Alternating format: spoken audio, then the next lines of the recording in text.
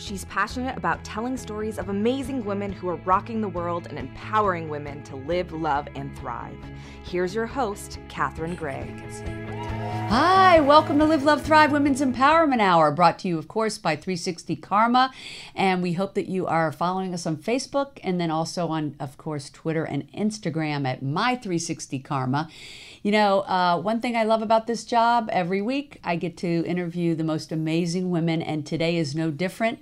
You know, she is an inspiration in that not only did she raise 5 kids, but she also is living the dream. So happy to have actress, singer, producer. Please give a warm welcome to Joan Ryan. Hi, thank you. How are you? I'm wonderful. How are you? Good. And I said singer, actress, producer, and yet also voiceover artist, right, and many other things. I mean, but you are living the dream, and we're going to talk about that. Thank you. Yeah, I know you're, after doing TV and film and musicals and all of this, that your big dream was to end up in doing a show in New York. That's and right. You just did a one-woman show in New York. That's right. I just did I have a one-woman show coming up in New York, but we just did it's Carnegie coming up Hall. in New York. That my own show is coming up in Okay. May, but we just did Carnegie Hall, which amazing. is like, that is the dream, right? Yes, that's right. Yeah. It Was that like pretty a total incredible. pinnacle?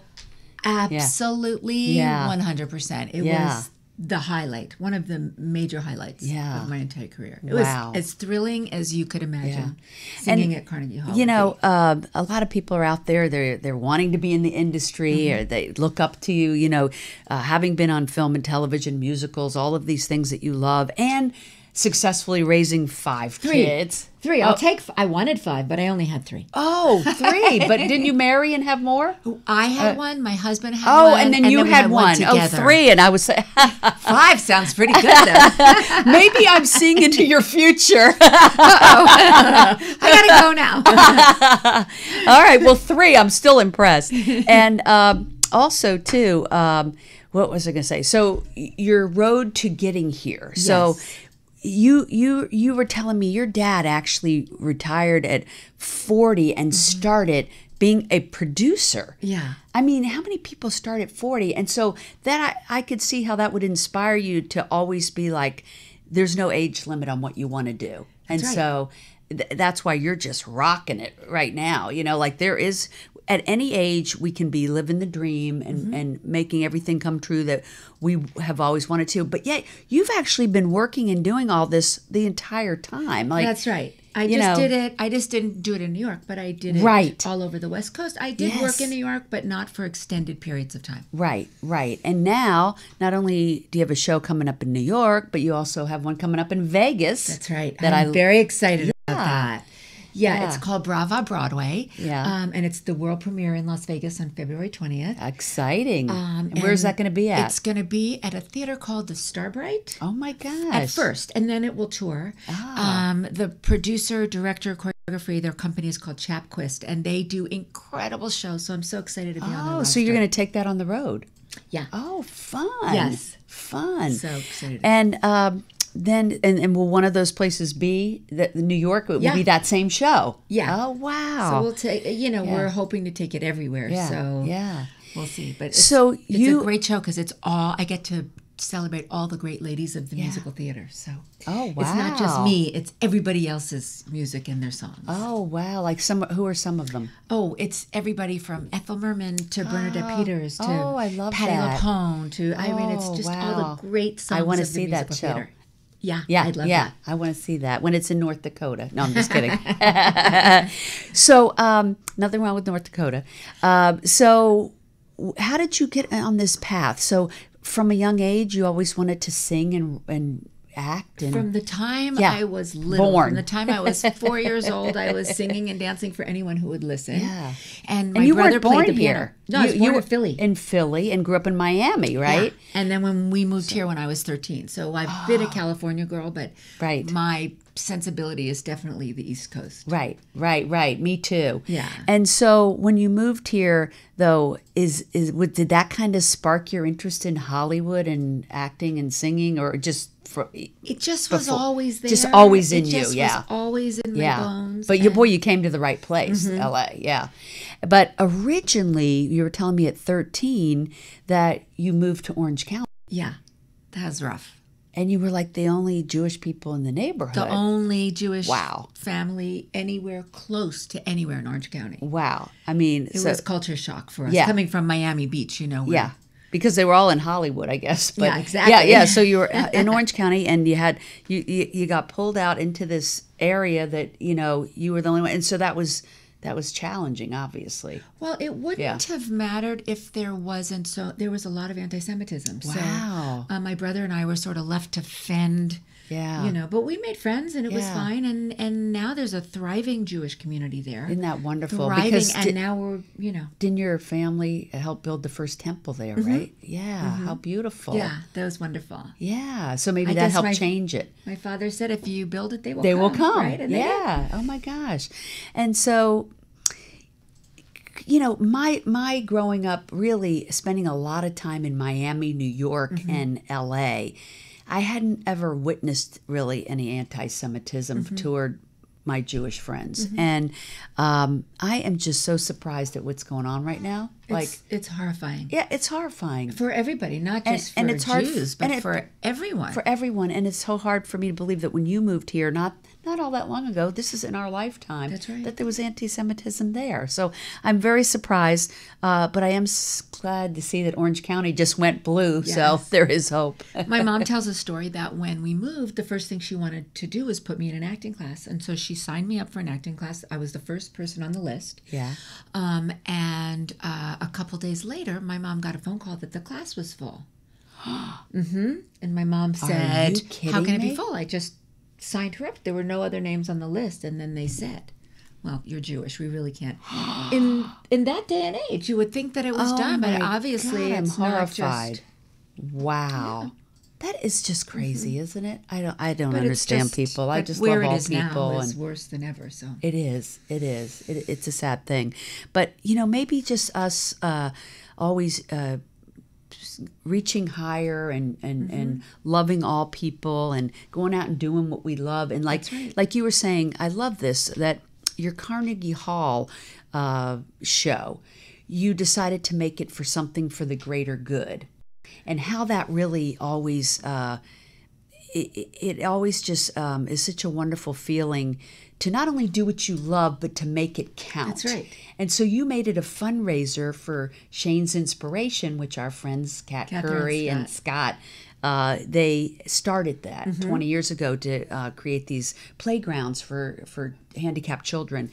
And I thought that was such a beautiful gesture, and so it's no wonder that was one of the big highlights of your life. On so many levels. Yes. I was telling you before that Carnegie Hall started. I was going to New York, and I was going to have a little show somewhere. Yeah. Just do a show, have my Broadway friends in it, put myself on the map there a little bit. Yeah. And then I said, I think I'll do it for Shane's Inspiration, and the whole thing morphed to such a big project. Right. And hopefully we are almost there, that we have enough money from that evening to build a playground for kids with disabilities and kids of all abilities to play together in New York. In New York, because they have like 60 or more around the world. Yes, right? but not nothing like this in New York. Wow, that's amazing. Yeah, so it was all was an amazing. Every aspect of it worked out. And I find more and more my friends that are producers, writers, and stuff. More and more people are talking about doing projects for the greater good. And I love that. I know we are doing She Angels, which is to fund and mentor female entrepreneurs. Amazing. And that's, so like you, I want to be using whatever it is, whatever time I have left here, I want to be using it to help promote women. That's right. And that's incredible. And living their dream. So that's why it's so perfect to have you on today. Thank living you. your dream.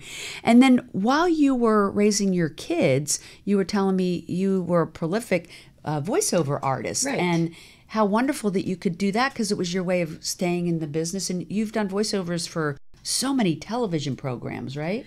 Well, what it is, it's I had a looping company called Sounds Great. Oh. And it was with a partner, Toby Stern, and it was incredible because we did all the background voices on movies and televion. We still do. Gosh. Oh, but wow. it was great because I got to raise my kids. And if I Yes. would do a Three TV of them. show, if I would do a TV show or a concert, whatever, Yeah. I could go away, but Yeah. I never wanted to go away for more than a month. Right. One show I did was maybe 3 months, but I could come home every weekend. Yeah. So it was the perfect, because kind of that's what I think. Yeah. I think, and I tell my women friends, you can do it all, just can't always do it all at the same time. Right. Right. And for me, I always knew that there would come a time that I would get to do what I Yeah. loved. So I Yeah. kept doing it Yes. during that time, but I couldn't do it to the extent that I Right. can do it now. So you started off doing the acting and music, and then went into the voiceovers while you raised the kids, then came back in full force. I mean, we're just touching the tip of the iceberg about you just did Carnegie Hall. You're going to be doing Las Vegas, back to New York, and on a tour because you're also coming out in a new TV show, the Sweet Life. And let's also say that you also had been on television shows Yeah. like Young and the Restless and Saved by the Bell and all these different ones. And do you normally play like a comedic role? Is that- Absolutely. That's Well, yeah, I got that I'll gist. say by the yeah. bell, I played the kooky music and arts teacher who Yeah. was Haley Mill's best friend. But on The Young and the Restless, oh my gosh, it was so funny. A therapist, because I played right? their therapist, and they need a lot of therapy on that Yeah. on that show. But I knew that my last storyline was the woman that I was counseling was catatonic. Yeah. And I knew when she my gosh. started getting her thoughts and her words back, my days were numbered because she did. So that was it. They didn't Oh, need me that's anymore. funny. But that was a nice 2-year, therapy gig. Yeah. So that was serious. Yeah. But I sort of do it all, but comedy is my favorite. That's your favorite, I can tell. And so you're coming out on a TV show called The Sweet Life, and we'll Yes. soon be finding out where that'll be coming out. Yes, I'm not allowed to say. Not allowed to say. the details. But Tight, it's tight. very exciting. And a movie that you recently did was with Steve Carell, who I love, right? Or I don't know when that was. But, That was a while yeah. ago, but that was a variety show because I did a lot of variety shows. variety show. Okay. So, and those were great because I got to do them with so many wonderful people like Yeah. Steve Carell and Eric A One Night McCormack Stand was called. Yeah. and Jason Alexander. So it was fun to get to watch everybody work and see how they Yeah. how they do it. But you've worked with all of these really amazing people, right?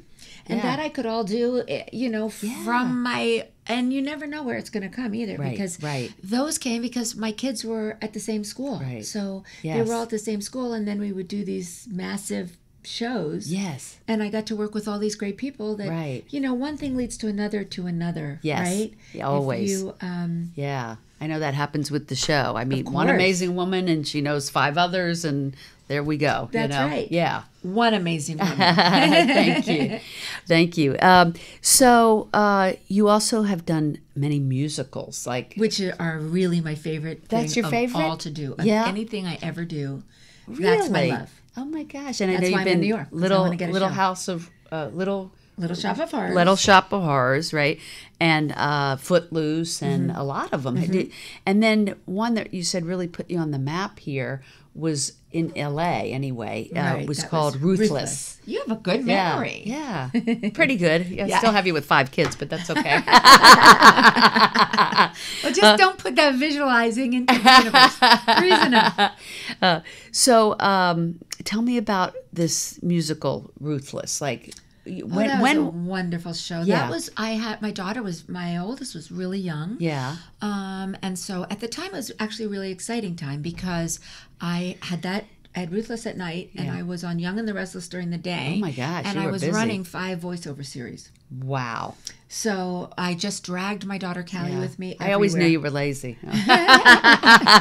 She's running the show and being in this and doing Well, that. it was such an Yeah. exciting, you Yeah. get to do everything. And then I just Yeah. figured out, the only thing that it did is my daughter Callie just never went to sleep until 2 a.m. because Yeah. I would have her with me during the day. And then when I would get home from the show at night, Yeah. I'd go wake her up. Yeah. I'd go wake her up to be with her. So, Yeah. not sure that led to good sleep habits, but it certainly was good for, Yeah. us. What do you attribute to the fact that you've always done what you love and that you feel unstoppable later in life now? What do you attribute that to? I have to say that for sure my family. Yeah. I've always had the love of the family that I was born into. I've got incredible sisters and brothers. And Yeah. my parents were amazing. And they always supported me to do what I loved. Yeah. But now I am so blessed to have the most amazing husband. I've been married for 22 years. Yeah. And this is on Saturday. your second husband? Yeah. Second, okay. And it's been an incredible ride because, as I mentioned, we both came to the marriage with young daughters, and then we had our own. But yeah. our And at three one daughters, time, you were a single mom at one time, right? well, I had my daughter as a single parent. Wow. My daughter, because I Wow. I knew that's what I wanted. Really, more than anything in my entire life, I wanted to be a mom, and I had just come out of a marriage. Yeah. And had my daughter, and I met my husband, and there was no difference. My husband raised my daughter. Right. But being a single mom, do you think that made you stronger and more determined? Like, you know, every challenge we have, don't you think something good comes out of it that makes us like more resilient?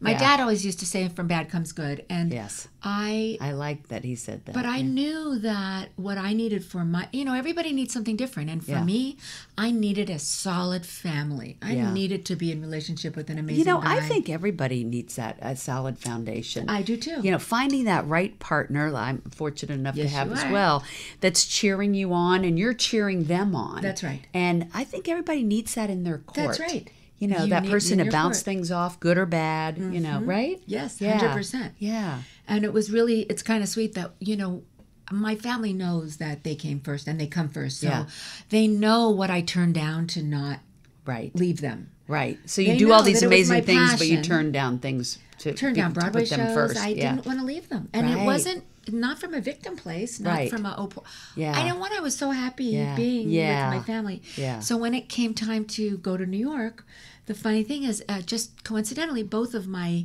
middle daughter and my younger daughter said that they wanted to move home. One wanted to save money, the other one wanted to work in LA. So they looked at me and said, "Oh, you're still going." Because they knew. And then when I went to New York, it was the sweetest thing. They sent me with notes, hidden notes, and to my husband in my suitcase, the same way that I put notes in their lunchboxes. Oh, that's precious. And that's about sweet. what it means to be a woman. And for me, that they are inspired to know as a woman you can do whatever you want. Yes. And for me, that means everything. Yeah, it does. What's your next dream now? Like beyond doing the tour, like, is there anything left undone? 100%. I want a Broadway show. Yeah. Oh, wow.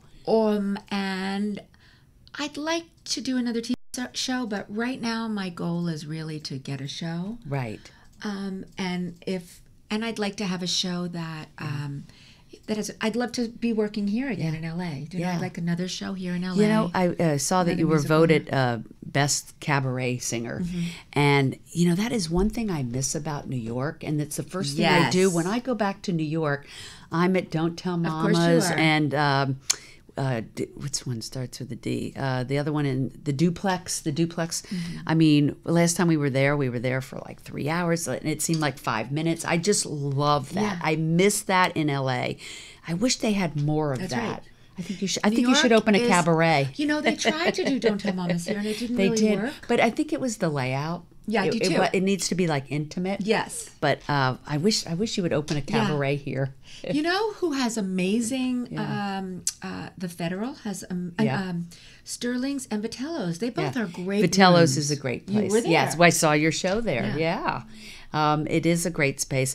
It's just not the same. You know what? I wish there was one like people listening might not know about LA, but there's the Valley, which is where those are. Yes. And then they call it the city, even though there's no city here. Yeah. But like in West Hollywood, I feel like it would be great. It would be great, Yeah, but I and- think they've tried it, and And it's so funny in New York. I mean, we could go on a Monday night, a Tuesday night. It didn't matter what night Or how late.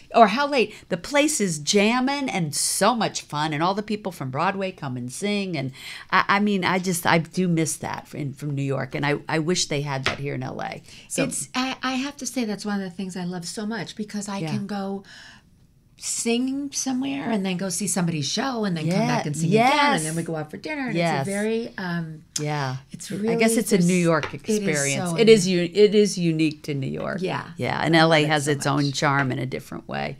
But so you'd like to do something on Broadway. Would this be something that you would write? No, I want to be in a book show. Oh, that's my goal. I signed with an amazing manager when I was back after Carnegie Hall, and that's kind of our, we'll do Brava Broadway and I'll tour with that, but I'd like to do a sit-down show in New York. Right. Not necessarily my own, but that's kind of what's next. Right. So does that mean you're going to be auditioning for that? Mm-hmm. Oh, how exciting. So we'll see. Who knows how it happens. Yes. The scary thing is many years ago, actually, the couple weeks before Saved by the Bell. Now, this may sound hooey-looey to your listeners, but a couple weeks before Saved by the Bell, I was on a TV. They did an article in the LA Times. Yeah. And they said, okay, what's next for you? And I didn't know. I knew what I wanted. Yes. And I said, I'd like to do a television series. And then a week later, I auditioned for Saved by the Bell. Now, here's an interesting story. Oh, my gosh. I had auditioned for Les Mis when it came to LA. I wanted the part of Fantine so badly. I auditioned 4 times. Yeah. I got 4 so callbacks. Getting close, yeah. I was so devastated that I didn't get it. Right. And I remember crying when my agent called to say I didn't get it. And then when I auditioned for Saved by the Bell, the day I signed my contracts for Saved by the Bell, they called from Les Mis and they said, you know what? We changed our mind. We'd like to hire her. Oh, my gosh. And it was the day I signed. Wow. So you have to be careful what you say. Yes. Be careful what you put out. But also, too, don't you think that sometimes the universe knows better? So that's right. You would all the time. Had you signed for the Les Mis, you would have missed out on that TV series. So that's right. You never know what's You happening. never know. I know I've had that happen many times in life where a door shut and I'm like, I don't understand that. And then some other door opens that's so much more fantastic that's that right. you realize, oh, that's why that happened. That's right. Now, because of that, I always trust the universe. Like when something doesn't happen, I'm like, oh, something bigger and better is around the corner. I'll hold out for that. That's right. Yeah. That's right. I think but too. I'm a big believer in what you're saying is that putting that intention out there, what we say and what we think really does manifest. And so be careful what you say and think. That's right. Negative or positive. That's right. I think so. I think when we have and it's also, when we kind of have a sense of where we're going and we take the action, I don't think you can have a sense and then just sit there. If you have a sense you have to take and you the say, action. okay, this is what I have to do. Right. Then, kind of, what do they say about you don't have to know. You don't have to know opportunity? how. Right. Right? You have to know you how. have to know what you want to do. You have to set that intention, but you don't have to know how it's going to happen. That's right. Right. So, like, for instance, with your Broadway show, you've got the agent, you're putting the resume out there, and then it's left to what's meant to be, right? That's right. Because you're taking the actions. And you get to have so much fun just living in New York and going back and forth. And have fun thinking about That's it, right. right? I think visualizing it, thinking it is really also, because we have to know what it is that we want. You have to have that vision, or how do you manifest it, That's right? And then get the support around you. Yeah. Because I don't think anybody needs to do it by themselves. Right. Right? I think that's no, when you get your team, you get your support. Community takes a village. That's what we're doing with She Angels. I believe that these women that get funding and get mentorship, they soar. That's and right. those that are left to their own, they don't, That's because right. they need a village. That's right. Yeah. So that's why, I'm trying to always perpetuate, especially women helping women. Absolutely. Absolutely. Yeah. Because, that's what we're supposed to be doing. Right. Right? Right. So I think by being on today, I'm sure you're inspiring other women that want to be doing what you're doing to, take that leap. It's always, there's no time. We place that, it's a human thing that we place time on things, That's right? right. We place times. And I also think that for me personally, a lot of my joy comes from putting myself in a position that's scary. Yes. And then going for it. Yeah, because me it's too. not even right? It's not even about whether you get it. Yes. It really isn't about It's about whether if you go for it. It's about if you go for it. And then that's when I feel the most alive, when I'm really figuring it out and going for it. And it's funny, every time I go to New York, for the first 2 or 3 days, I will call my husband and I say, what am I doing here? I could be home with you in the house. And then after that, when you start taking the actions, that's when it all kind of I love it. Well, you inspire me. Well, vice versa. And, I'm so excited for your show in Vegas, which is the 20th, right? February And what's 20th. the theater? Starbright Theater. Starbright Theater. It's bravabroadway.com. Bravabroadway.com if you want to go look I for know tickets. you're also going to be performing at Birdland in New May York. 16th. I can't wait. May so 16th. excited about that. May 16th. That's the show you saw. Yes. And your one-woman show is going to be... Well, that's the May 16th. Oh, that's the May 16th. Yeah, that's okay, May perfect. 16th. And then you're going to be touring. So they can find you at your website, which is joanryan.com, right? So Or Instagram is good too. Instagram is great. Don't you love it? Yes. Yeah. Well, please check out Joan Ryan, actress, singer, producer. She's amazing, as you can see. We love her. And we'll see you at her shows. And please tune in next week, same time, same place. Make it a great week. Hugs and happiness. Bye-bye.